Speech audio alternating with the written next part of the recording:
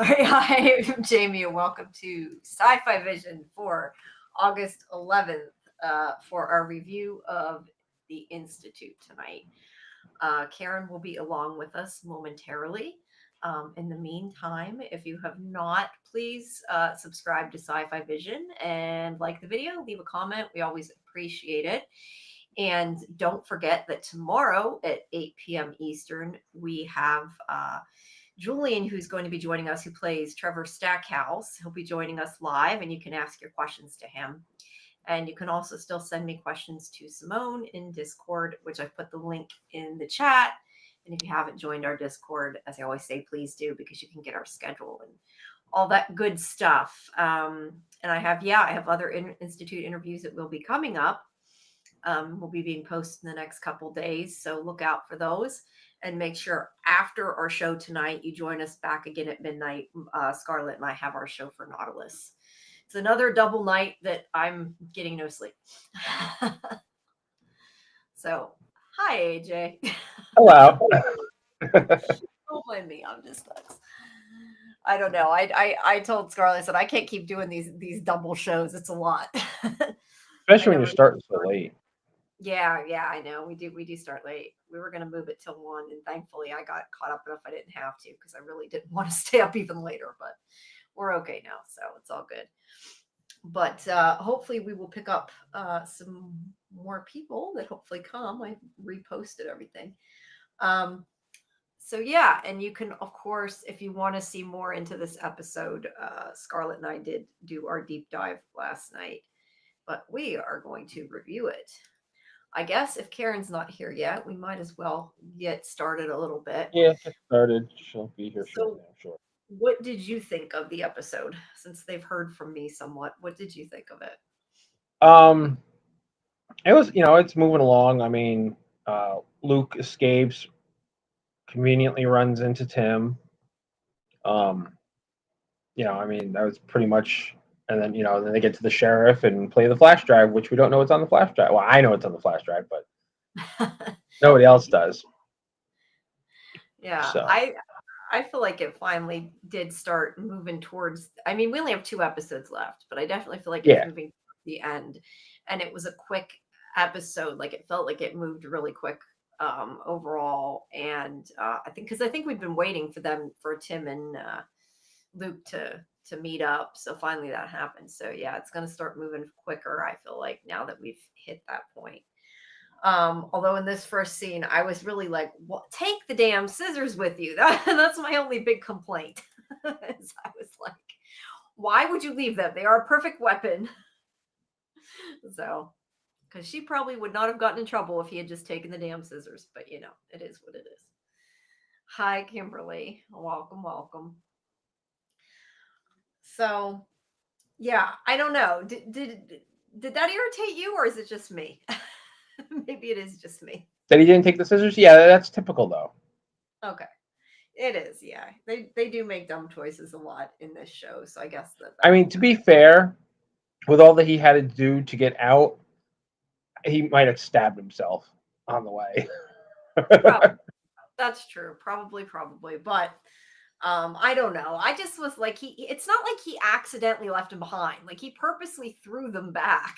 It just seemed like a dumb move, in my opinion, that he did that. And he does get cut. Then he falls. He's not doing so great on his way out, but at least he got out. And then let's see, Maureen almost gets caught at the beginning. She thinks that they're I went too far. Thinks that they're going to come after her now, because he calls her in, and Stackhouse does, and it's really only to find out where Sigsbee is. Hi, Karen. Welcome. Rachel add herself, I guess, momentarily. There we go. Well, kind of. Hi. Hi. Sorry, guys. Hello. I've just walked through. I just walked through my front door, so I'll join you on camera when I get sorted in a second here. It's all good. Actually, tell me, everybody out there in chat land, if I sit right here, can you hear that water in the background? Do you hear the turtle? No? Okay. All right, good. All right. So anyway, hi, everybody. Hi. Glad to be here. Hi. You sound like you feel like I do, or you sound like I feel like I do. There, I don't know. You know what I mean? I feel like my brain is doing too many things at once. This is what I feel like. So, what did you think of the episode, Karen? I thought this was a pretty good episode, actually. Like, things are moving now, stuff is happening, right? People aren't just talking about doing something; they're doing it. So I thought it was pretty good. I still, if I have a problem with this show right now, I think it's just that I wish so I know that we don't know much about the Institute and what's happening because I guess some of it will be revealed. I'm starting to think not all of it will be revealed, but I wish I had a better sense of how big and bad they are. It might help me like rev up a better sense. I don't have much of a sense of dread and foreboding. I feel like this is going to be wrapped up in a pretty little bow by the end of it. And I just don't have a sense of a big bad as much as I maybe could. I wonder if having more information about the scope of this operation might help me to feel that. I don't know. But in general, I thought it was a pretty good episode. Well, Stackhouse does say it's the first escape in 70 years. I find that very hard to believe. Yeah, they do seem inept. I don't. These children are stupid. Based on how easy it was for these kids to get out on their first attempt, right? Well, it's not. It's one kid. One kid. It's one kid. Yes. And it took the help of one of the adults to get him out. I know, and really, in 70 years, they've never had a sympathetic. I don't know. It just seemed a little. Look, I know we can't watch. It's not Prison Break. We're not going to have 5 seasons of people trying to break out, right? But he did say that no escapes in 70 years, so we know it's been going on for 70 years, which is crazy, right? Like how'd they do it without? I think it was Scarlet said the other night. Well, they didn't have ear clips 70 years ago, right?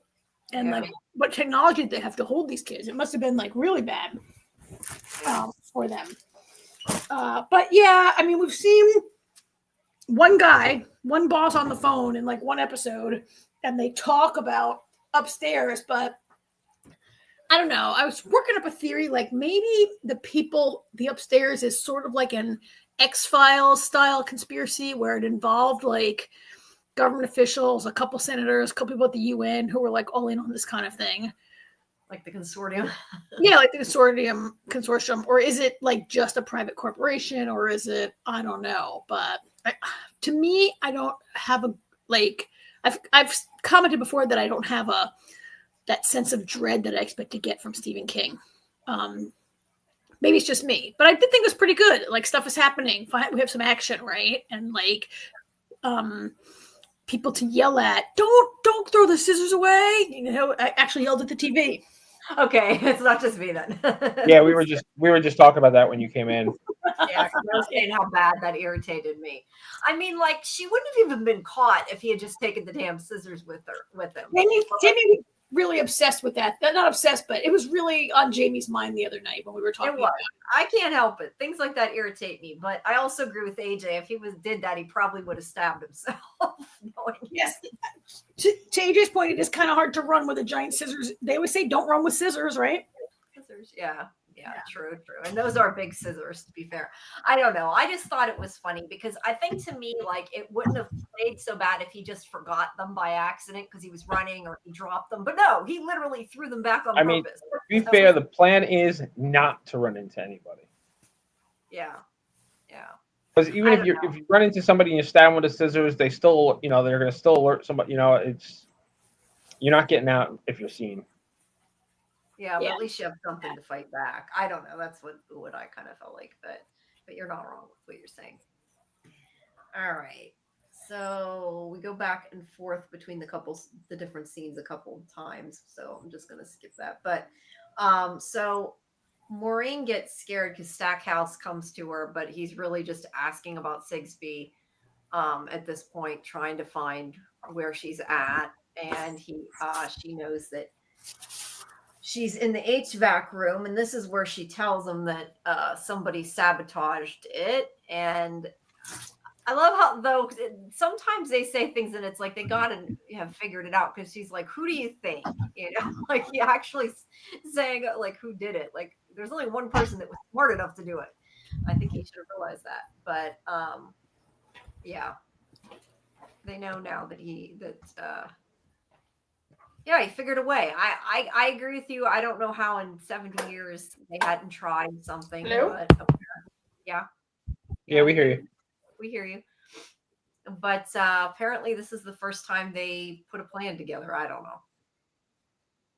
But and then they have their conversation about the fact they got to stop Tim, and that she wants to kill people. We know that. That's kind of how it always is. But I do think that if they had gotten rid of Tim at the beginning, that it might have benefited them because he is causing trouble and is probably going to cause more trouble, I'm guessing. I mean, did he really cause any trouble? He really hasn't caused any trouble until the moment he randomly happened to run into an escaped kid. Okay, that's fair. But he is, I think, he's investigating it. I mean, I think it's leading to something, even if it hasn't yet. Where if they had just gotten rid of it before it happened, Luke would have not gotten away because he would have ran into Kate and probably been killed then. So really, they should have. Yeah, I mean, maybe. I mean, I disagree. I think killing a member of the local police department, even if it's only the night knocker, I think it's Stackhouse or someone at one point said these bodies we just can't keep killing everybody. Bodies are going to attract attention, right? I have to question how many kids have they killed over 70 years though, and nobody's noticed. So I don't know. And families, right? Yeah, potentially families. Yeah, that's true. So yeah, then we have Tim. This is where he finds. I thought I had a picture, but I don't. See, it goes back and forth, back and forth. He finds that Notre Pond sign, but first, Luke is going across the river and trying to stay under so he doesn't get caught. And then it's interspersed with Tim finding I don't know, the fact that he said that he thought there was a cabin or something that they took down. I don't know then what exactly that's supposed to be or why that was relevant or mattered, but the kids were there. I mean, I think that's you mean what that is, that they carved it in, or where? No, the fact that it used to be a building, he thinks. I'm just I don't know whether it was supposed to be or not, but I don't know that it matters. All that matters is the kids were there. That's the whole thing. I thought that was part of the wood boardwalk leading up to the bridge, maybe. Yeah, I don't know. He said something about it looks like there was a cabin, so I didn't know if it was supposed to be part of the floor or or what it was. But whatever. The more important part, as maybe Scarlet said the other night, class of 2009, boy, we feel old, right? Yeah, I know, right? And then we have Wendy. Now, what do you guys think of Wendy after this? I mean, I know that I've said a couple times I've gone back and forth about her. She seemed awful, I don't know, overly helpful to me in this scene. And that's why I was suddenly thinking maybe she was, working with somebody. No, she's just fucking annoyed. The guy, first she lets him borrow the Jeep. Then he takes it again without her asking her. And she's like, "Did you take my Jeep again?" And he's like, "Yeah, I'll be back." And then he says, you know what I mean? She's got to be to work in an hour. And the guy's like, yeah, okay, yeah, I'll be right there. Yeah. She's just annoyed. I'd be annoyed too. No, I'd be annoyed too, but I don't know. Some of this conversation to me made me question her, just the way it felt when she was, yeah, something's going on. Come back. I'll help you. We'll figure it out. I don't know. For whatever reason, it gave me I suddenly got a bad feeling about her. I began to doubt her in this scene also, and I'm not sure why, because she is justified. He did take her car without asking. Yeah. The first time he took it, he didn't fill it with gas when he returned it. The second time he just takes it. She has to be at work. I don't know what I don't know what the point of the scene was, other than to maybe establish for us how Tim got a car for this joyride that he's on tonight, right? Maybe it was just to establish why he has a car, which we know he doesn't own one. Well, no, if she didn't call him, he would have still been stomping on the cabin that used to be there instead of on his way back, and he wouldn't run into Luke. Oh yeah. She prompts him to get moving, and he runs into Luke. Yeah, that's the point of this scene. Thanks, AJ. At least I took it. Yeah, no, that makes sense, but yeah, the thing that I think is funny though is even after all that, she never gets the car back because he goes straight to the station later and doesn't ever end up getting it back. Yeah, she doesn't even get back there. I know, like that's what I said. Couldn't they have stopped and picked her up on the way? No, I get that they wouldn't, and I was joking when I said that. I hadn't really thought about it till after, and I'm like, you know what? He never did give it back. So poor Wendy, right? All right, so then we have Maureen being called. Stackhouse is looking for her again, and we have Luke is running, and this is when they find, because the thing is it goes back and forth quite a few times, so it's kind of senseless to keep saying that, but he's trying to get away going through the water, and they meanwhile find the scissors.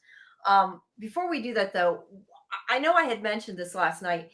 Do you think that he just was kind of, I don't know, waiting for the guy to turn around? Or do you think that he was maybe like reading his mind about when he was looking and when he would turn back in order to stay under the water the right amount of time? And I don't know that it even matters. I just thought about it when I was watching it and wondered kind of if he was, because he was able to avoid being seen by that security guard. I mean, I think he's not that good a mind reader. I think he was just holding his breath as long as he could until he had to come up. I agree. Yeah, it might be because he was pretty far away. I just kind of wondered that part. Samuel said he means with the amount of turnaround that it would be probably 8,000 plus kids. I guess he figured it out because he said they stay in the front half for 1 or 2 weeks. Yeah, if they keep turning them over every 1 or 2 weeks, it could be. That's a lot of kids, 70 years. That's why I said, like, you got to question how many people they've killed and that nobody noticed, you know? But things that doesn't make tons of sense. Like in the 60s, like those Catholic homes in Ireland, like 800 babies were just found, right? A grave with like 800 babies. Like a lot of people used to be killed. It used to be easier to kill people, I think, back before technology. Before DNA searching. Yeah. Yeah, so at least now they have to be a little more careful. It's terrible, but it might have been easier to get away with it in a time of like poor communication. You know, you couldn't even it was the 80s when they first put the first kid on a milk carton, right? There was no like national reach maybe when your kid went missing way back in the day. That's true. Yeah. I'm not excusing it. It's reprehensible, but it might have been easier to be undetected in a time before. Yeah. Hi, Vera. Thanks for coming. Glad you made it too. All right. So they find the scissors, and I do agree with her and was kind of surprised that Stackhouse didn't seem to care. Now, was it you Karen, that said it? Because I think you said it in the chat that you thought at first maybe he was helping them. Was that you that said that? Somebody said that. I thought it was somebody in the chat said that they for a minute questioned it since he didn't. Stackhouse, yes. For a second, when Stackhouse says, "No, they're all here. I know they're all here," I was like, "Wait, is he lying? Is he really good?" And I'm like, "Oh no, he's just so dumb that he looked at his computer and didn't do a bed check." Yeah, that they don't worry about it. They're not. They just assume that it'll go right, which is part of their problem. But yeah, I think the fact that he wasn't even interested in finding out about the scissors shows that he's not really, I don't know, doing his job, because she knew something was up with it, and obviously it was, so it was important that he find out. And if it were up to him, he wouldn't have went after him. So they might not have found out about Maureen in the first place. There's Karen. Right. So, it's like, did he really, like, he seemed to be taking it just as like, it's office supplies, whatever, right? Like, it didn't really seem to occur to him that, like, it was almost like, oh, somebody lost the scissors, we're going to have to pay for the scissors kind of thing at first, I thought was, right? And then Sigsbee's like, no, we have to find out what happened to it and who took it. She was right. Maybe that's like the complacency that comes from 70 years of nobody ever escaping. Like, you know, every movie that's about an escape-proof prison, like a big part of why people get out is because of like the complacency of the captors, right? Yeah. Even like on Andor, like those guys really thought nobody could escape, and like, yeah, sometimes people are just too cocky, and I think that's the problem. Well, they never like account for like, if you know you're going to die anyway, what are you willing to do to escape? Yeah. Right. Yeah, no. That's why I don't understand that nobody has ever tried. I didn't say nobody ever tried, though. He just said nobody ever escaped. Okay, that's fair. He didn't say nobody ever tried. We don't know. Vera agrees with me with the scissors. Why did he leave those darn scissors? I feel like he would have been smart enough not to. Plus, he might need them. Yeah, later. Yeah, I think they would have made a good weapon if he could keep them on his person while going through the river. Which who knows if that would have happened. I just think it's funny that in the end, like that was kind of the smoking gun. And if he had just taken the scissors, they may never have found her, and they may have. But like, would they have really even known he was gone if it wasn't for that? Like, this is what alerted them to it. It's because the scissors were missing. It's not because they found them. The scissors were missing. No, right? Okay. They were like, "There's a scissors missing." Yes, that was. I don't think they said they were missing. I thought she said they found them in the yard, and she said that. That's why she's like, "We have to find them. We have to find them. They're missing." The scissors were missing. I think I took it that the scissors were like accounted for. You have to sign out the scissors and sign. That's how they knew Maureen had it. Just sign out the scissors and sign it back in. Okay, maybe I missed that. I thought that they just found them. I didn't know that they knew they were missing. No, they knew they were missing, and they went on a big lookout for them, and then that's how they found them out in the yard later by the fence. They never go in the yard. They never go in the fence. That's why the kids like talk. Nobody ever bothers them when they're out in the yard, right? They were Maureen had signed out this. That's how they knew Maureen had them. You have to sign the scissors out and sign them back in. They're a hot commodity. They probably have one. Can't afford any more scissors. And if you lose the scissors, you're in trouble. Yeah. Golden Child saying they found a lot of dead bodies in Ben Franklin's basement. Did they? Yeah, we don't know. I'm gonna have to Google that as soon as this comes. There's enough over. They were okay. Let's see. They were from the yard because they needed to track who checked out that pair. Yeah. I just didn't realize they had realized they were missing. I was thinking that it was just they found them and they're like, "Why are these here?" But maybe you could be right. No, I could be right. I am right. Okay, I'll have to put your word for it. Pretty sure I'm right on that because they were like, "Who signed out this? Find out who signed out this." They were missing, and they wanted this big hunt for the scissors to figure out what happened. And they're like, "Oh, Maureen signed them out. Get Maureen in here and ask where the scissors are." Remember? That's why they. Yeah, I didn't think they said that till they found them, but that's fine. It doesn't matter. The point is, the scissors are what led them to Maureen. The whole point of that. So maybe she should have found something a little better, like brought something from home, snuck it in, and they wouldn't have found. They get searched. They get searched coming in and out, though, right? Like even Sigsbee gets searched. Yeah. Well, maybe she could have had nail clippers or something and brought them in, and who knows. But yeah, the point is, it does lead them to Maureen in the end. So they want to talk to her because of that. And she sees them. Wait, I have it here somewhere. They're giant. They're so big. They are. They are big scissors, aren't they? They really are. So Maureen sees them on the camera talking about the scissors. And that's how she knows she's been found out and that she has got to do something about it. And she calls the reporter, which of course is Kate. No big surprise there. Yeah, I don't know how this could have went different. I feel like this was a dumb move, but at the same time, like she didn't know, Yeah, it wasn't really the definitely. way. But I think it's I don't know why I thought it was kind of funny though that she used her phone and everything and did it. I mean, she was going to get caught, I guess, either way, so it didn't matter. But she already knew what she was doing when she called her. Yeah. Yeah, I mean, she doesn't have a phone on her. I assume you're not allowed to bring your personal cell phone. Well, they blocked them. And she has to use a landline that she can find in there. Yeah. And she would not be. We've seen her have free access to Sigsbee's office before, right? Yeah. Yeah. But yeah, if you're ever trying to blow the whistle on somebody, call a big paper or a big outlet. We've said this. This is what we were talking about, I know, last night. Like, don't trust the little podunk reporter. Because it may bite you in the butt, right? But Well, yeah, I think everybody saw that coming. I mean, I don't think that was a surprise to anybody. If it was, you weren't paying enough attention. yeah. I mean, it was pretty obvious. So then we have a lot of Luke running, and he finally meets up with Tim, which is what we've been waiting for them to, come together.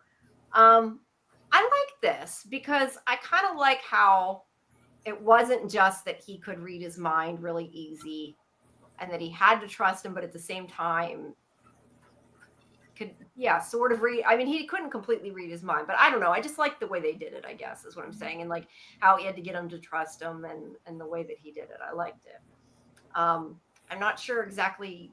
Yeah, I'm not sure exactly why. I just liked the whole first scenes with them. Yeah, I don't know. What did you guys think? I'm rambling. You're supposed to interrupt me when I ramble. I mean, the scene kind of played out how I expected it to. You know, Yeah.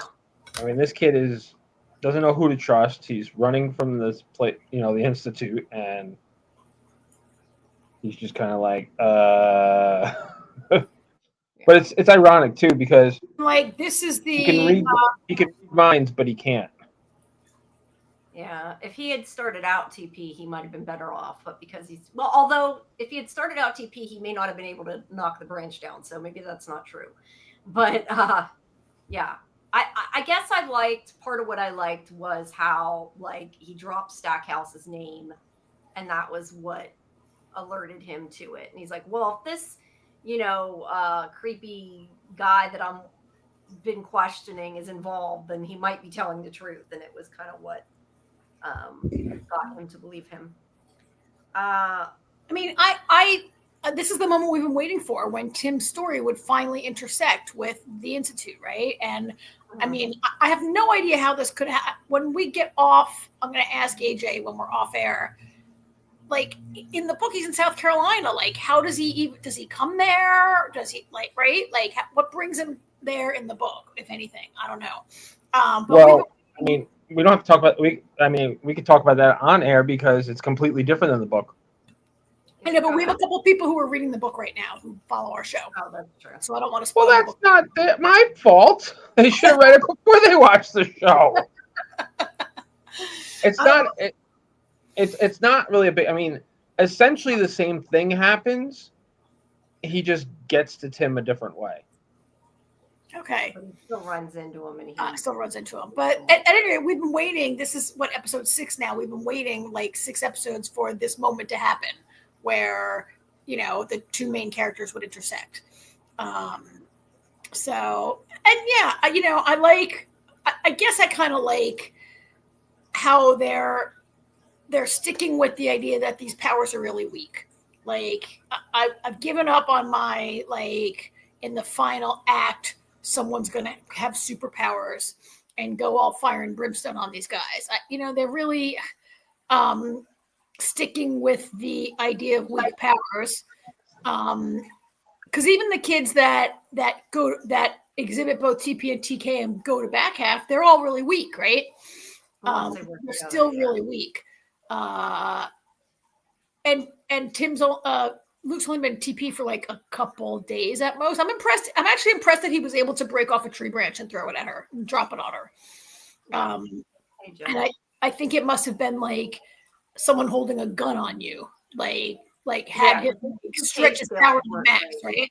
Kate's gonna shoot him, and that's the max he can do. Is like, he can't knock a tree on her, he can just knock a branch on her. I said in the chat, if he had the scissors, he could have like thrown the scissors at her with his mind and stabbed her. Yeah, which might have been more fun. But like I said, though, last night too, though, really, even if they can only move a couple pounds or whatever or get a couple pounds of force, I mean, gravity is really what knocked the branch down. Like, he didn't have to do all the work himself. Oh, gravity. Yeah. Gravity. It's in the air. It wasn't like he went from the ground up, So that helped. But yeah. So at least he got to do something there with his powers. But yeah, I kind of agree with you. Like it is nice for one. Like okay, sometimes you want him to have powers, but at the same time, they have been consistent, and sometimes they make powers so strong that it makes things too easy. Because I know a lot of times you complain about that, in some shows that yeah. we've seen. It's usually an overpowered villain that I complain about, but yeah. Well, yeah, but yeah, unless they work together, they cannot do that much. I mean, they can obviously if there's a group of them, because we know that because they got that guy to kill the doctor to kill that other guy. So clearly they can, but they can't do it alone. They need that hum or whatever the hell it is. So yeah, so he is going to help them. And I also like too that I guess that like he didn't believe him all the way. Like he wasn't just like, oh yes, I believe. Like he being kind Tim, of did, but kind of didn't. Yeah, Tim. Tim. Sorry, Yeah, that's okay. Your pronoun girl. I gotta like call you out on proper names. Sorry. That's okay. Yeah, Tim only half believed him. Like he kind of did, but he didn't believe everything. And because that seems more realistic. Because I like how Luke's like, you probably think I'm, crazy. That's okay. I think I'm crazy too, because he's a genius. He knows that nobody's just going to buy this shit. And so I like that. Yeah. Tim's definitely like, I want to believe mode right now, right? Like, yeah. I mean, he's been investigating it, and he's very affected by what Annie said to him. Annie told him something that was going to happen before it happened about the plane crash, right? He definitely he wants to believe, I think, right? Yeah. I think he definitely knows something's up and wants to find a reason. He just doesn't know what that is. But yeah, he's willing to listen, I guess, which is the important thing. But yeah, he wants to take them to so they can use their cell phone and he can call somebody. So at least he's like being the adult, I guess, and being like, no, we need to go, go get the phone. And then we have Maureen, who unfortunately is gone, but she went out her own way. So yeah, I at least appreciate that they didn't, I get like they would have tortured her. So I understand why she did what she did, and I get it. I guess they would have tortured her for information on what Luke's plan was. Maybe, or just tortured her just to be mean. Or they could have grabbed one of the kids. They could have grabbed Avery and been like, "Hey, read her mind." Yeah, they could have done that too. The thing that I think is funny about this scene, though, is when they're done, they just leave her there in the end for a while, and they shut the door. Yeah, she like closed the door. Yeah, and she's still attached to it. I thought that was funny. I like that. Well, I mean, they're in a hurry to catch this kid. Like, you can't stop and deal with Maureen's body if you're going to catch Luke. No, but it was just funny the way they still shut her in there. But yeah, they have the conversation here where he tells her, she called my journalist, so it helped us out. You're welcome. Because she was so thought that was a bad idea, and clearly it helped. But yeah, they still don't necessarily believe that somebody could have escaped, and they're like, she's like, we're gonna check it out ourselves, visual confirmation, make sure that they're all there. And I had taken this picture. I know what they were talking about, how many. So that is the back half on the left, and then the right is the front half, which is Avery, George, and Luke's thing. On the bottom right? Yeah. Well, I don't know which one's Luke's thing, but I mean, those are the 12 kids in recovery in the center. Right. Yes. And on the other screen, I mean, are the ones in front half. One of them's Luke and the other one's George and Avery. So I'm sorry, but okay, this makes sense, but there was a point in the show where I thought that back half was like that whole other building with they're in the yard looking at the smoke coming out of the crematorium, which is like a building that looks like it's like a quarter of a mile away, right? When they're outside, but now inside they're like steps away. It looks like you just go through one door and you get from front half to back half, right? It does seem to be, but I think right. Am I right that outside, like that, they're looking at the smokestack? They are, but I think that's more of like logistics filming issue they probably just didn't take Okay, into consideration. yes. Well, they make it seem. I think it's perception on the way they make it seem, because you don't want to spend 20 minutes of an episode walking from front half to back half. Yeah, we know they go through a tunnel, so we don't know how far that tunnel is. Yeah. But it is a different building. Is the point. It's a different but anyway, building.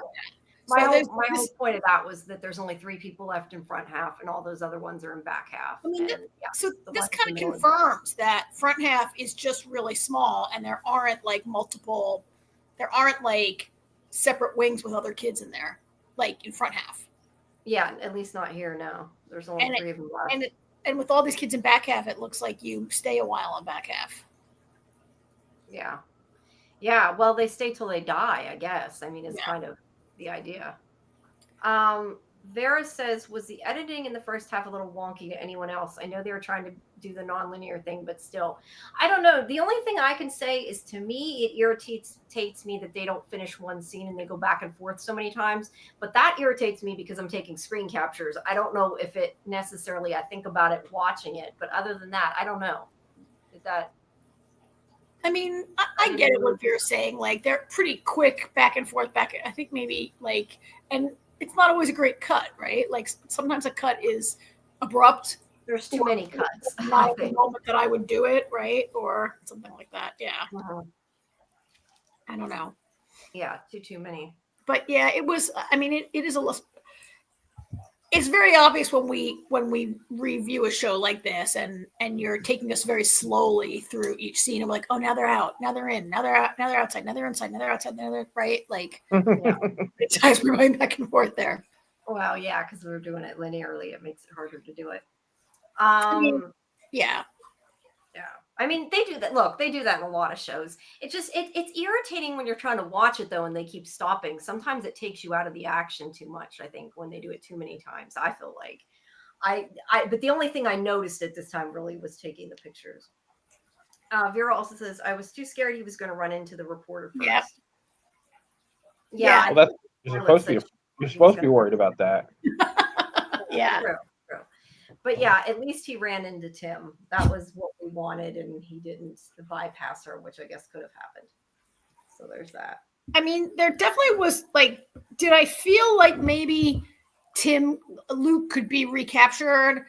I mean, yes, there was that tension there.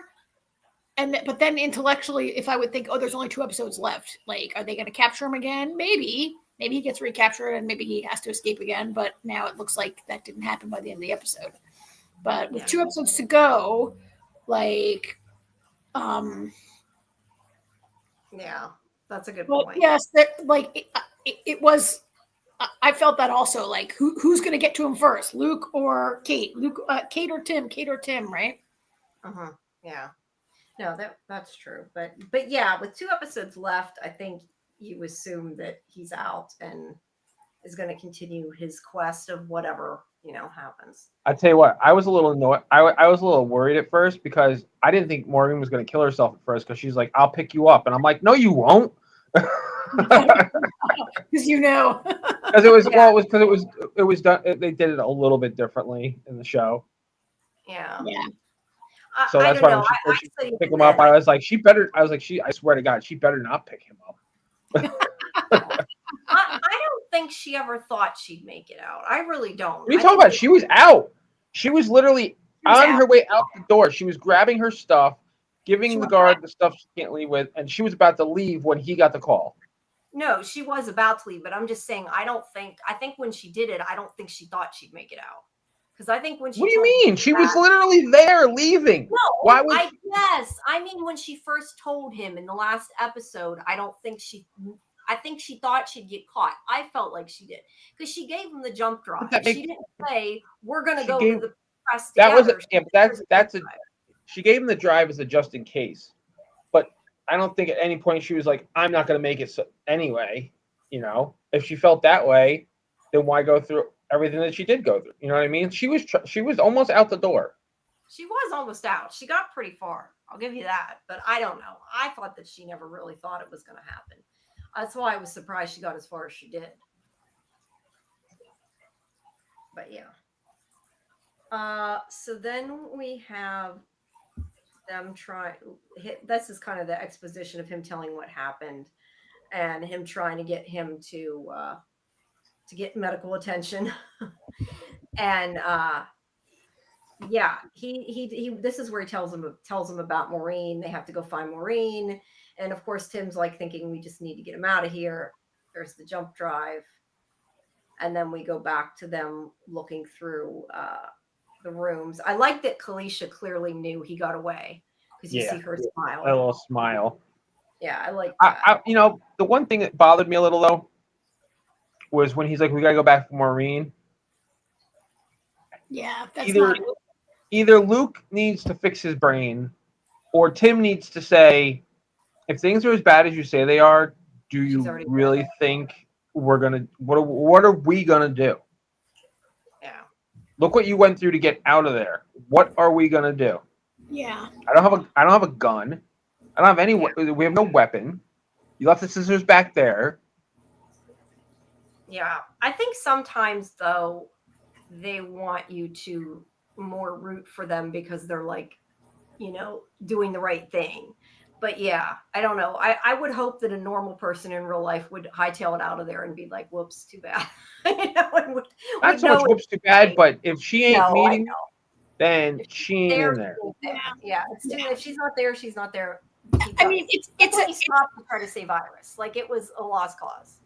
It's a nice instinct, a compassionate, and a loyal response, but it's not realistic. And it maybe is, I mean, so he's a super genius, but he's a young kid, right? And and is inexperienced at being chased by assassins. And Tim, having been a cop and being grown, is better able to read the scene. I get this situation and be like, no, we can't go back. Yeah, and I think the only reason he does go back is because Luke is pretty much like, I'm going back by myself if you don't come with me. Yeah. So he didn't really have. That's the only reason he goes back. Yeah. For sure. Samuel says Luke is almost powerful enough to kill with this TK. In this instance, yeah, he could have if he hit her hard enough, I guess. But like I said, gravity did a lot of the work, I feel like. Yes. But he has a lot of trouble controlling it, so it's not like. Yeah, I think it was fear was the reason he was able to break the branch because he seemed to like be in better control. I mean, he was being like literally held at gunpoint at that moment, right? Yeah, that's the one thing I don't understand is, and I think it's just the way it's written, is that it seems like with the other kids, I got the impression that it's supposed to be when they go to back half, they now have both powers and they are in control of both powers. At least is what I thought before. No. But with Luke, it seems like he sort of got some of the TP, so therefore they were ready to move him. I don't know, because like think of George, like he was more in control of his powers. And he wasn't necessarily stronger than Luke, so he seemed to have a better handle on it. Same thing with like Kalisha. I assumed they were doing better at it because they had been there a while. And they might be.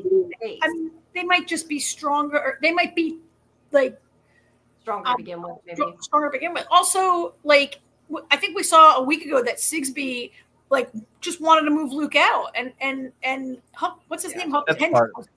Hendrix is like, no, I want to keep working with them.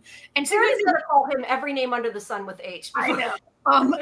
And Sigsbee's like, no, that kid's a pain in my ass. Like, let's move him to back half now. He can go, right? I want him out of here. Like, Sigsbee is rushing him into back half a little bit. That's true. But I'm not sure any of those kids is really that much in control. That's why it requires all of them. Yeah. Well, that's true. My feeling. That's my feeling.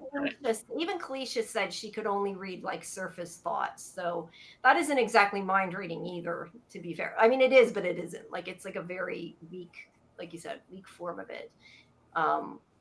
Yeah, and they made a point of saying they could only move things that were so heavy. Usually, they said that the record was 8 pounds. Nobody had ever moved anything greater than 8 pounds. Yeah. Now, if you moved scissors really quick, you could kill somebody. So yeah, that might have been smart, but it's over. I know. Move past it. Yes. Vera said she implied in the last episode she might not make it. So I guess she kind of did. She did. I think I remember that, Vera. Yeah. As I said, she said, if I don't make it, here's the jump drive. I don't know. I just felt the way she acted the scene that she really didn't think she would. But she got pretty damn close. So, I mean, if we wanted to like get deep into this and read into it, which I'm not saying we should get into it, but like maybe part of Maureen thought she didn't deserve to make it out. She wrote "Hell is waiting" on the floor. Did she mean for Sigsbee or did she mean for herself? All of them.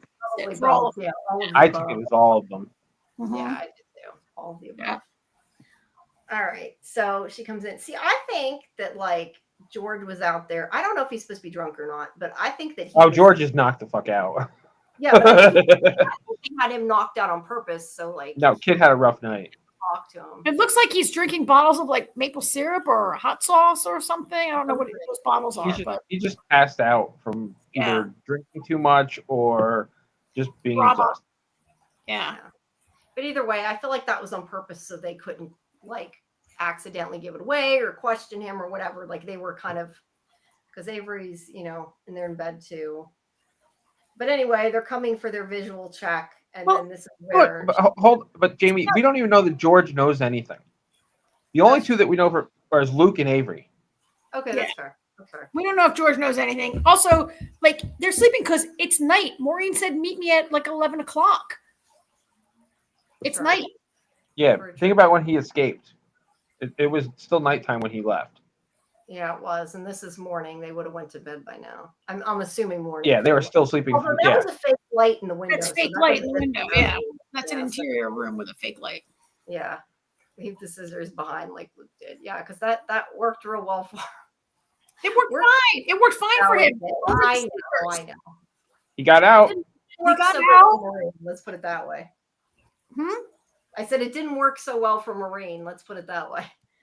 But yeah, I mean, it was never, whether it worked for Maureen has nothing to do with whether Luke threw the scissors or not.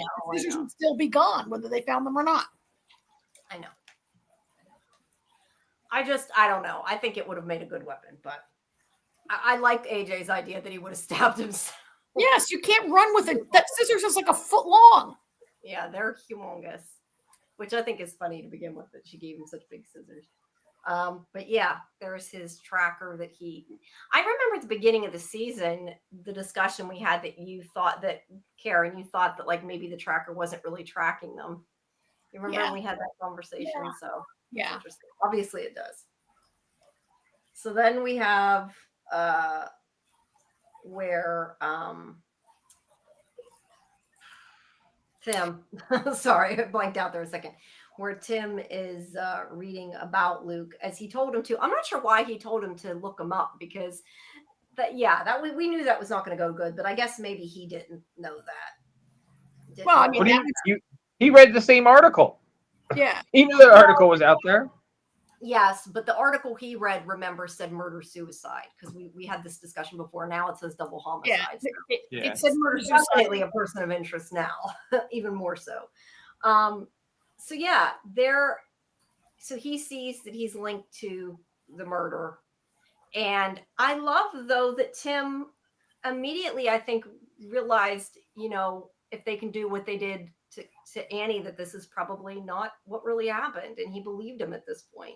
Like, because I thought maybe once he saw that, he was going to be like, okay, we got to go back to the station. And he really wouldn't, which he still did, but not for that reason. Like, I think he did believe him at this point as much as he could believe him. Maybe not about all of the powers yet, but he believed what he was saying about being kidnapped or whatever. And that's the other thing that I forget who had mentioned it yesterday, but why didn't he, as soon as he got out, like if you meet somebody and you find somebody and you think that they're going to help you, wouldn't you the first thing be like, you start saying, I was kidnapped at this place, they killed my parents, like went through of what actually happened instead of just being so, I don't know, he was overly cautious, but he didn't really give much information for a while. No, I agree. I mean, I guess we have to assume that happened while we were watching a cut back to Sigsbee. Maybe it happened off screen, right? True. Well, he was explaining everything to him, I think, while they were walking through the woods. But still, I just feel like, yeah, that would have been the first thing out of my mouth would have been like, lead with that. They kidnapped me. There's other people kidnapped. Help me. Like it wouldn't have been. I guess. I also think he's not really sure who to trust. And it was only after he could sense that Tim was like wanted to believe him, that he felt comfortable maybe saying some of that stuff. Like, you're on institute grounds. Maybe you don't really know who you can trust, right? That's true. That's true. All right. So he is going to call the station and his phone goes out. And Luke immediately thinks that his phone goes out because they're blocking it, and it means that they know where he's at, which he's not wrong. So yeah, and I want to ask you guys about that once we get to the next scene. And I know, Karen, you kind of heard my conversation about the phones yesterday, but we'll get to that. So then we have Sigsbee and Stackhouse with trying to know what's I lost where I was at. I'm not far enough. Talking about how they're going to have to call upstairs and that they're both going to end up being to blame, and trying to not let the other one leave them with the blame. And we also have seen. I kind of actually appreciate that part of the story, the sort of like office politics where these three are constantly trying to like get ahead and who's on top. They're definitely suspicious of each other and in competition, and this idea of like is one of us going down or both of us going down, and if we can find this kid and get him back before upstairs find, right, like the sort of bureaucratic self-preservation kicks in for them at this moment, which I kind of like. It feels realistic for these two characters. I mean, it's been established already for them, right? Yeah, and they're trying to survive, and they think maybe if they work together a little bit, they can prevent both their deaths. I guess they'll have to say. I mean, because usually you don't get fired from the institute, you get killed, right? Because Yes, I would definitely assume you get killed. And we also have this scene too with. You get put in the furnace. With Tony, where he's like, she's going in the furnace, right? And Stackhouse is sarcastic. He's like, no, we're going to bury her. We're going to give her a proper burial. Give her a proper burial. And he's like, just put her in the office. So, so she will temporarily stay in the office. All right. So then they make their way to the red steps because Luke has refused to leave without Maureen. And Tim is not really able to convince him otherwise. So he goes with them. And this is where they see that Kate is around. And he tells Luke to hang back. And of course, Luke doesn't listen because, he's a 14-year-old kid and he doesn't listen. Right. And obviously the thing that caused it, I guess, in a way, was that Tim's like, Maureen. So she knew like right away, kind of what was going on and could adapt to that. And she was able to tell the truth at the beginning because Maureen did call her and say, come get this kid. So, it worked out in her favor. But immediately I thought like I was worried Luke was going to fall for it. But I also thought she was kind of dumb because as soon as he said you're shielding something, wouldn't your the response be, or what it should be, is what's shielding? What do you mean? Not, oh no, she told me that. Like, that would have been my response. It would have been like, what's shielding? Like act stupid, right? Don't let him know. I don't know. That was my thoughts with that. Because that's how he immediately. She's an assassin. She's not the brains of the operation. Yeah, we know she's not. She is. I'm almost kind of surprised. Like, so we don't really know what shielding is, but it seems that like Sigsbee. It seems blocking the mind. Hang on, like it seems like Sigsbee and those guys on the inside have been trained how to like protect their thoughts to some degree from the kids being able to. And the kids are all weak, right? So they're not good mind readers. But it kind of surprises me maybe that someone like Kate, who doesn't work on the inside, was trained. But I mean, I guess the snatch teams get trained because, right? I guess if you're the snatch team, I guess everybody has to be trained to shield themselves. I know it's funny. It's funny that they take the step, and yet in other ways they seem to be pretty complacent about like the possibility of escape. But they didn't train Maureen to shield, or Maureen just doesn't care and just lets the kids read her mind, I guess. I don't know. Well, some people are better at it than others. Oh yeah, it was when Avery, the most powerful one ever, came in that they got a better read on. The only one Avery couldn't read was Sigsbee. Yeah. I just kind of felt like if she's trained, they know that they can only read surface thoughts. So like she could have maybe talked her way out of it. Well, no, it depends on the person. Depends on the kid. Avery can grab whatever the hell he wants out of your head. Yeah. Kalisha can read a surface thought. Yeah, but normally, like, she could have maybe talked herself out of it if she had, like, played dumb, but, yeah. She is dumb, but she can talk out of it. Yeah, it seems they never had to deal with someone with abilities in the outside world. That's a good point. I mean, they snatch these kids, they're all pretty weak, they develop them a little bit for a week or two, and then it's only when these kids work together that they are powerful, right? So yeah, it does seem that they. You know what I just thought of, Karen? What? You find it hard to believe nobody's tried to break out in 70 years. They're only in front half for 2 weeks at most. Yeah, it's not really long enough to. Yeah, it's not really long enough. Yeah. Like it's not long enough for them to know each other enough to like work together good enough to. Yeah. Like in Prison Break, Michael's a super genius, and he spends like 2 years formulating the plan before he goes in there, right? Yeah.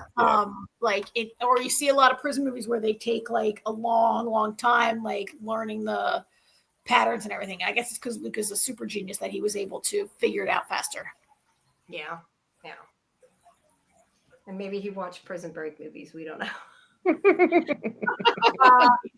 Now, this is the thing. Obviously he comes out and like I said, she fakes it and says, "Oh yeah, Marine told me." And then she pulls her gun. Yeah, they know part of the reason why, he figures it out too is because her phone rings. Now, I know it's not important, but we were having that discussion, like, is it a sat phone? Because I thought that if they used like a signal blocker, it would block everybody's phone. I'm kind of confused how hers is working in the first place if it's not a sat phone, but I mean, I go places all the time where, like, I was just in Alaska, and like, I have Verizon, I have a signal. You have AT&T, you don't have a signal. Or I was down at the shore. Like, it happens all the time that you're in certain places, and different people have different. I only have one bar. How do you have 3 bars? Like, I've had that conversation almost daily, right? It's not that surprising that one phone would work and one not. But he had Verizon and she had T-Mobile. I know, but I mean, I was assuming that, like Luke said, they must have figured it out. So I figured they were using a signal jammer, and that's kind of my point. Like, why? But you can't. I don't think you can jam some phones and not others. Maybe I don't. You can jam. I think you can jam a cell phone if you know the phone number. Like if they knew Tim's phone number, but they didn't know Tim was out there. Why would they be jamming him, right? Yeah, that's why I thought you had to jam everybody's phone, but maybe I'm wrong. It doesn't matter. I do think that she has a special phone though. She might. I mean, it didn't look like a sat phone, but she probably has a phone that is able to not be affected by whatever they're doing. Maybe there's some new sat phones out there that don't look like an 80s cordless phone. Yeah. Yeah. She had a cool flip phone. Whatever. It's when her phone rings that they get suspicious of her. I know. Let's see. Jen says they aren't there long enough to plan shit out to break out. Nikki was a genius thinking about pulling it off. Yeah, Nikki was smart too. I don't know if she meant Luke or meant Nikki, but Nikki was smart. No, Nikki's the one that is the one that decided to do it. Yeah. Oh yes, and Nikki was really smart too when he ran into Tony in order to smash the card reader thing. I mean, Nikki's not really smart, but Nikki's a survivor. Yeah. He's had a rough go of it, right? A rough upbringing. Yeah.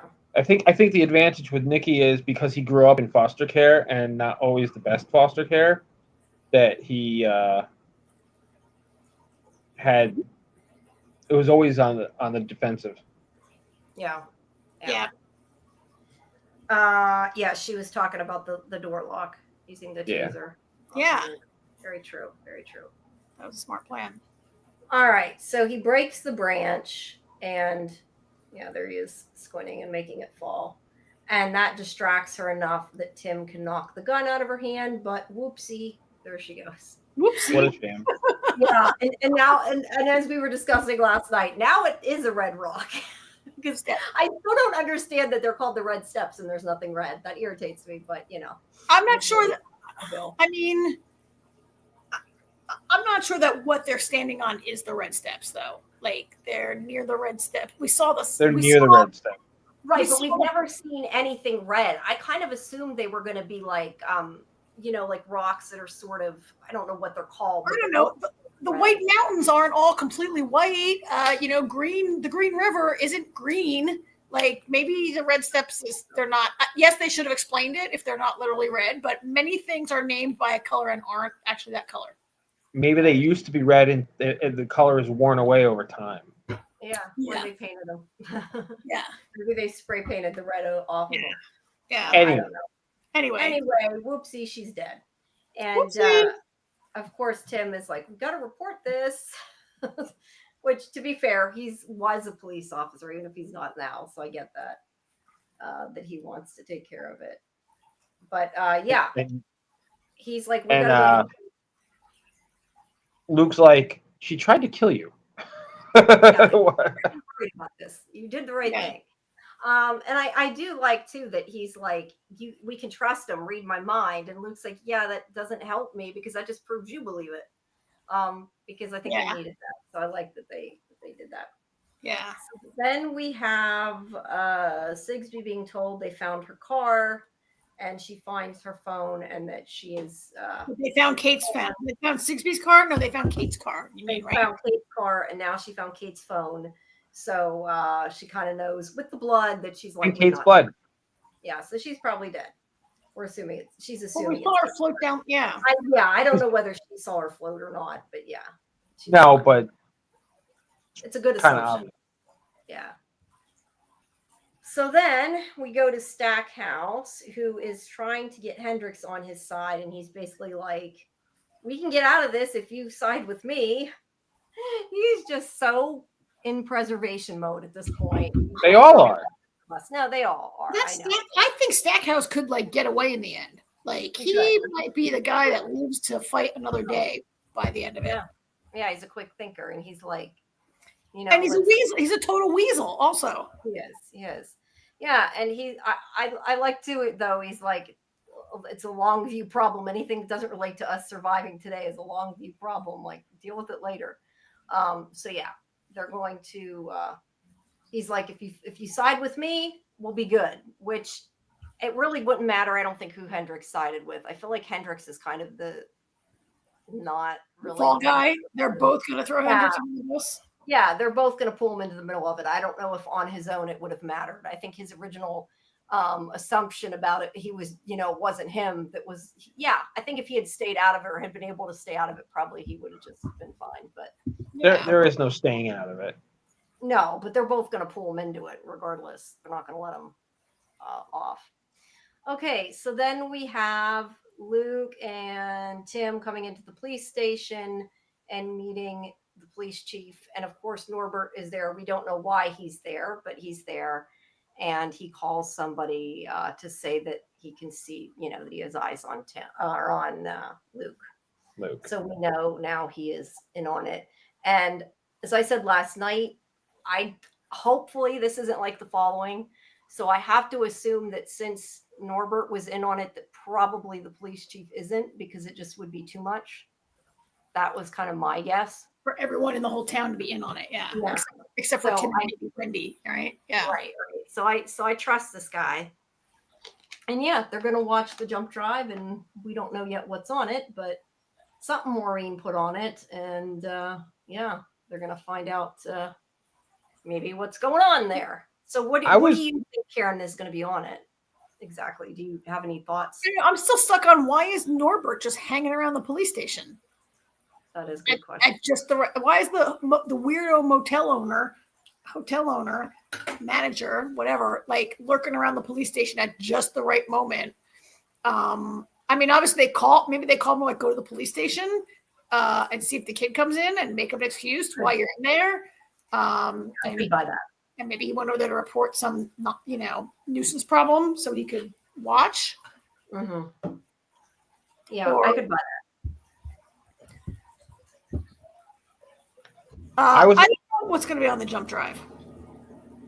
You what? I don't know what's going to be on that jump drive. It doesn't seem like a Maureen-ish kind of thing to do. Like, I just don't see Maureen. She's so timid, and she had to really be like, do you really see Maureen sitting down at Sigsbee's desk and downloading files and knowing passwords and cracking passwords and it's a little, maybe it's video from the security system showing like shit happening. Maybe that would be easier for her to obtain than like actual files, right? I don't know. I've not tried to hack a security system either, so I don't really know. But maybe. Well, on TV, usually kids can do it, so it can't be too hard, right? Well, like every cop show, every bodega owner has like security tapes that they have on a hard drive somewhere, right? So consumers can use this stuff, but how long can they actually do that? Because considering now security cameras go to the cloud, they can't keep doing that. At a certain point, they're going to have to quit using that as a plot point. They don't all go to the cloud. I don't think they go to the cloud. Only if you. Really? They can be. They don't have to. They don't have to. But I think most of them do to make it safer, so somebody can't just like steal the tape. Usually, but I think the point is that you don't want to play for cloud storage, and you just overtake. If there's no crime, then you overwrite your storage the next day. Okay, that's fair. I would think kind of business. I would think maybe you'd get a better. I think if you're one of those psycho Nextdoor people in my neighborhood who every single day put a video of someone stealing their package on Nextdoor,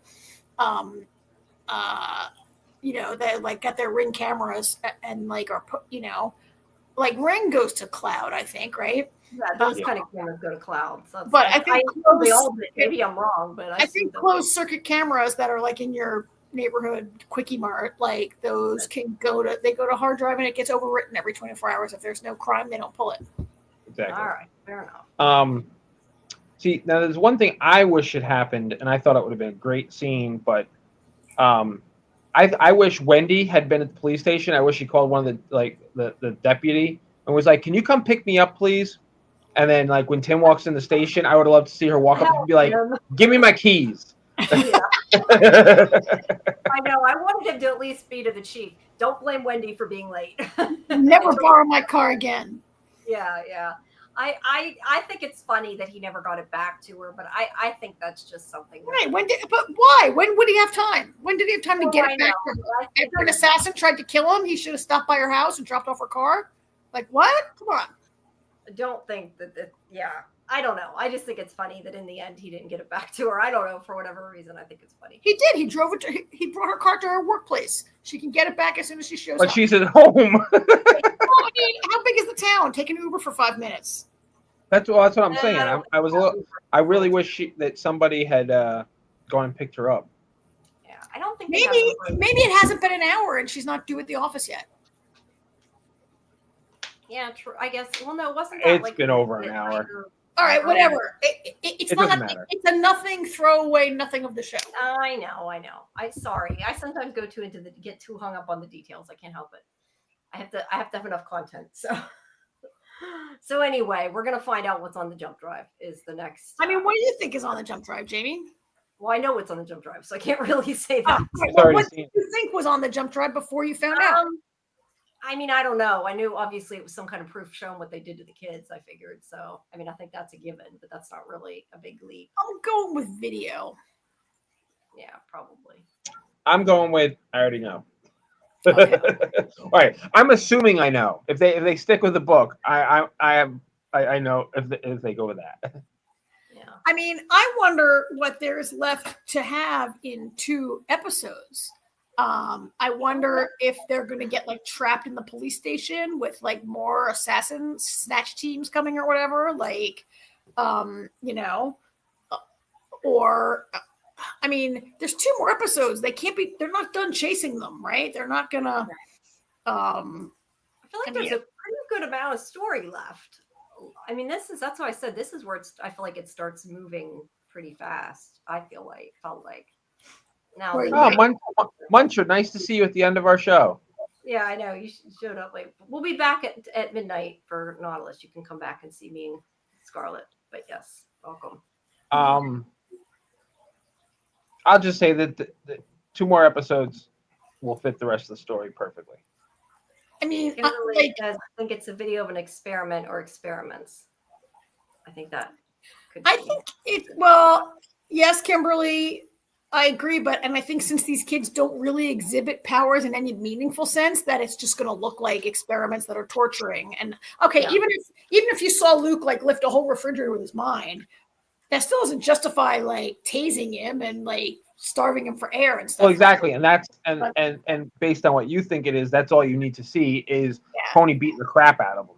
Yeah, I feel like you would be more likely to believe them torturing a kid than you would be if you saw them do something anyway. I think that they definitely are gonna. No one's gonna believe that they're testing on like telekinetic kids. That it's just gonna come off as a mad scientist thing, probably, right? But I mean, I guess what also has to happen yet is like, okay, Luke got out. He's not really safe yet, but we're gonna have to see some sort of rescue of Avery, right? Like Avery, I guess, and Kalisha and George, like, or of some number of these kids, but certainly Avery, I think, is a kid that gets rescued, right? Maybe they don't all get out, but there's got to be some rescue of the other kids.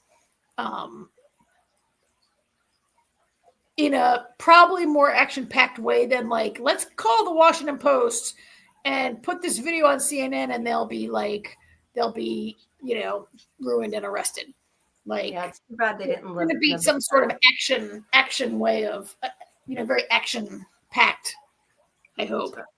Sorry. And I don't know how that's going to go because I've given up my idea that there would be some like major surge of power, like really, unless all the kids together are going to be like, oh my God, let's throw this desk at Sigsbee and get out of here, right? Like they're not going to, like in episode 2, I'm like, oh, these kids are totally going to find their powers and go all X-Men, right? And that's not, like, I don't believe that's going to happen anymore. Sure. Unless, I don't know, could a conductor get those kids to do something? If you could really project your thoughts all the way to Russia, you're in Maine, and this guy's in Russia, and you like get him to misread the bottle, right? Or I'm flying a plane in South Dakota and you get me to misread, which by the way, seems to be their main thing. We've seen 2 incidents now where what they did was force the subject to misread what was in front of him. They didn't like take over his body and make him like, see, I didn't think it was misread. I think they just made him inject him with the wrong thing. I don't know. They made him read the bottle that was fentanyl that he thought it said cortisone and put it in. Just like Annie said, they made the pilot see the numbers wrong. I don't know. I thought they just made him inject what they wanted. I didn't. We literally see that happen, Jamie. Yeah, they tricked him into it. They said the bottle, but he looks at the bottle and chooses the wrong bottle. I mean, yes, he thought it said cortisone and it said fentanyl. They didn't make him be like, pick the fentanyl. They were like, oh, you see, that says cortisone on it, but it really said fentanyl. They made him read it wrong. Okay. They tricked his mind, just like, and the pilot, they made him think the instruments had different numbers, like the wrong numbers or whatever. And he said they made him. I guess that would be easier than forcing them to do something, forcing them. Well, I don't really know, but they seem to be one trick. Like, this is their trick that they do, right? Like, I don't know if they're like, would it be easier? Would it be easier to make, I don't know. Yeah, I like that. That's a good way to look at it. They have the ability to change their perspective. Yeah. That's fair. I hadn't really thought about it that way. I just assumed they made him pick that bottle. I didn't really think that much into it for once. Well, they made him pick it by tricking him that it was what it wasn't. Yeah, I get that. I didn't, like I said, I didn't put that much thought into it. They didn't like make him like, he doesn't want to kill him, but they're making him kill, right? It wasn't like that kind of thing where you see, Yeah, it would be a lot easier, I think, to make somebody do something accidentally than to force them to do something that they don't want to do. I'm interested in how they can project that. Like, they can barely manage to, like, lift a glass of water, but they can project their thoughts, like, halfway around the planet. Well, right, because it's a lot. It's the one main person, and then all the other kids are the battery. Yeah. They're an amplifier. Yeah, that makes sense. Yeah, they're like the amplifier. So I guess we're gonna find out a lot of this. Yeah. And I don't know how it comes out. Like, and some stuff we're just not gonna find out. Like, I'm pretty sure I'm never gonna find out what a keyhole is. And we speculated in the chat last night 2 nights ago about Yeah, what. maybe AJ can answer that because I don't think that's going to make a difference knowing that. Is the keyhole a person or is that what they're doing? Like I took it to kind of like thread the needle, go like through a keyhole. I looked at it as like that's what they're doing. And I don't know if it even matters, but can you tell us what specifically that language Have you means? seen the whole? I thought you saw the. You've seen the whole thing, Jamie. I have, but I don't think they explained the terminology. I don't know. Maybe I missed it, but I thought it meant like what they were doing, but I can't, to be honest, don't remember. I don't think they ever tell. Is that not something you can say without spoiling it? Then don't. I just thought maybe that didn't matter. We'll wait for the finale. Because if they haven't explained it by then, which I think they should have. Maybe I'm forgetting something. You got to remember, I watched this like months in advance. It's a long time. I can't get.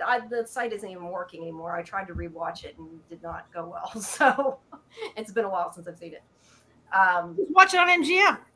No, I mean to watch the other ones, the ones that haven't watch it. Yeah. Because I was trying to do it before the interview and it didn't work. So yeah. All right. All right. Watch it a couple times. Well, guys, I will also say, like I said before, we have Julian Richings, who plays Stackhouse, coming tomorrow at 8 Eastern. So make sure you guys join us again to talk to him live, we will talk to him live and we will ask your questions, I should say.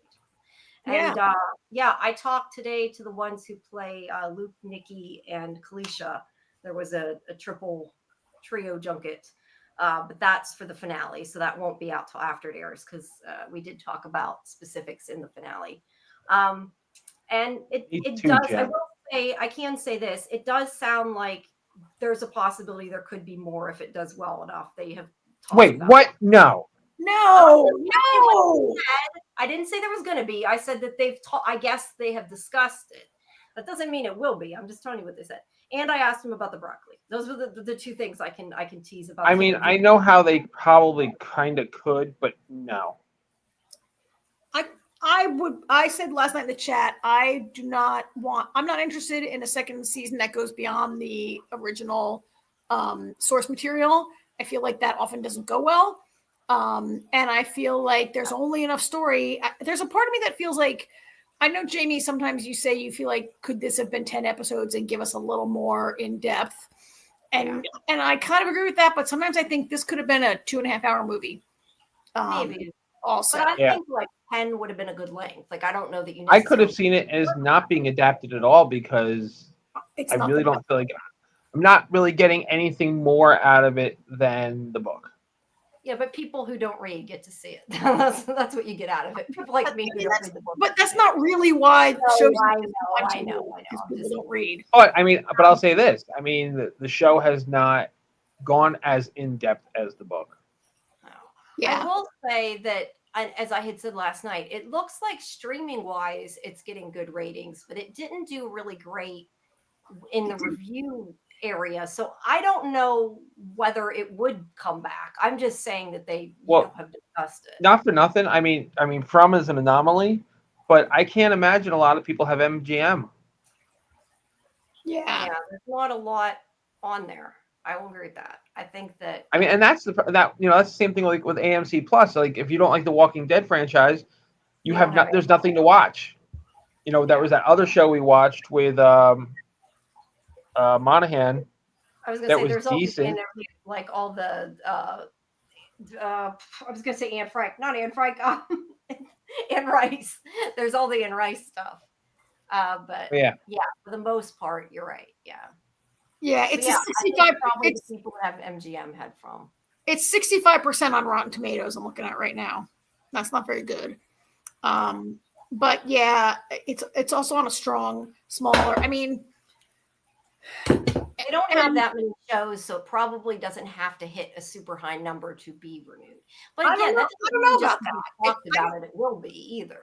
I mean, I don't know about that because it's about profitability, and it's not really like we don't have. They're not gonna we don't have enough.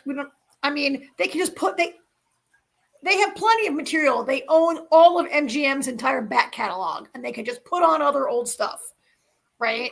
If that proves more profitable. Now, being part of Amazon, I don't know what that does to the renewal matrix because Amazon has stuck with some pretty bad. I mean, they're sticking with the Rings of Power, which is terrible, right? Like, they stuck with the yeah, and we lost the Peripheral, which was actually good. yeah. I mean, they stuck with the Expanse, which was awesome. They unrenewed it. First time that's happened. They unrenewed the Peripheral. Well, they did. They did. I know. They stuck with the Expanse, and they saved the Expanse when it was canceled on, which is considered to be one of the greatest sci-fi shows ever. Yeah. It was really the only good thing Jeff Bezos has done for humanity is to personally save. Thank God Jeff Bezos loved the Expanse and didn't want to see it. He personally saved it. Yeah. Yeah, he personally saved it. He loved that show. So see, he can use his power for good. He just he just chooses not to. I kind of wonder if MGM Plus is going to end up being consumed by Amazon eventually. I don't know. Well, Amazon already owns it. Right, but I mean, I kind of wonder. Well, I don't know why they haven't already, honestly. Yeah, why it's a sub brand? I don't know. At any rate, I don't think that this story has enough oomph to go a second season, unless it would have to be a totally new story about, like, I don't know, a different branch somewhere with different kids, or and I just don't. I'm not aware of Stephen King stories that have been adapted beyond his original source material. Pet Cemetery. Oh well, but that's just remakes of the same thing, right? Or was there a series of Pet Cemetery? There's the original movie, then there was a remake, and then there's a Pet Cemetery too. But there was no series. There was nothing that really, right? Like I don't know that.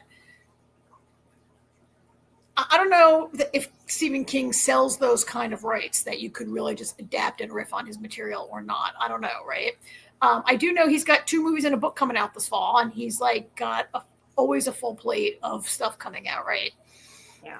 I want them, I want them to remake Needful Things because I love the book. The movie was very lacking. They left a lot of stuff out. I would love to see Needful Things as a TV show. This could have been a movie. This could have been a movie, I think. Anyway, I'm not sure how it could have a second season. I know how it could have a second season, but I don't think it should. All right, we'll see. We got 2. I could be in 2 more episodes. I could be like, I need a second season. We'll see. No, right? You won't. I know you. I've known you for over 20 years, Karen. No, you won't. Yeah, let's see. You never know. All right. Well, this was a great episode for Stackhouse. So I think this interview couldn't be better timed, really, tomorrow. Yes. It was a good time they were back. But yeah, come back tomorrow, 8 p.m. Eastern, for our interview with Julian Richings, who plays Stackhouse. Stay tuned for my other Institute interviews. The one with Finn will also be up in the next couple days. So everybody just wait for those. But first, please come back in about 40 minutes for Nautilus. And we'll be talking about the next episode of that. And then you will see the 3 of us tomorrow at after the interview. You'll see us again at 10 for Fandom Access. Yeah. Anyone watching the spinoff Outlander Blood of My Blood, pretty good. I thought it was pretty good for what it was. I'm not really an Outlander person, but I liked what I've seen so far. I'm not watching it. I see it's gotten some great reviews. All right. Good night, everyone. Good night. Thanks, everybody. See you in about I guess less than 40 minutes. Less than 40 minutes. All right. Good night. Bye. Good night.